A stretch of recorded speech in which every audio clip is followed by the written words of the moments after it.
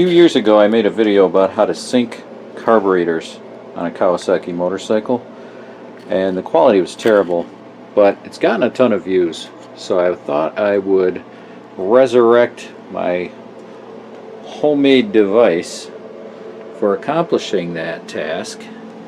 It's simply clear tubing, all looped together at the bottom so that they all self-level. This is set up for 4 carbs. Obviously you could make one for 2, but liquid always wants to find its own level. As you can see, this has been sitting still. This is automatic transmission fluid in there, by the way.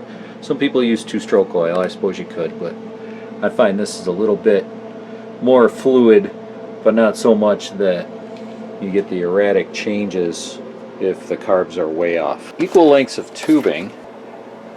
This tubing just happened to be the size that fit on the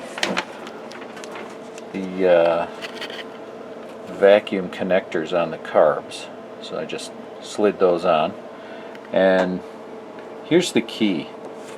I've got little restrictors in there. I don't know if you're going to be able to see, but inside these plastic fittings, I just cut the tubing and slid these on. There is a brass piece that has a certain size hole in it. I think you can get different ones, but as long as they're all the same, all 4 of these are the same, it restricts the suction so that you don't get the wild fluctuations in this liquid. Otherwise you risk this stuff getting sucked up into your carburetor, which I suppose wouldn't be terrible because I suppose it would burn.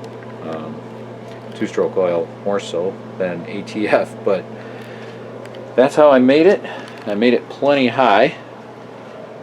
It's probably 5 feet, and then some extra tubing to get it to reach the carburetors on the bike.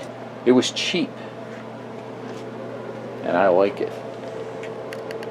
Even though I no longer have a carbureted bike, I've got a fuel injected one now and have no use for this, but I've got it just in case somebody needs to borrow it.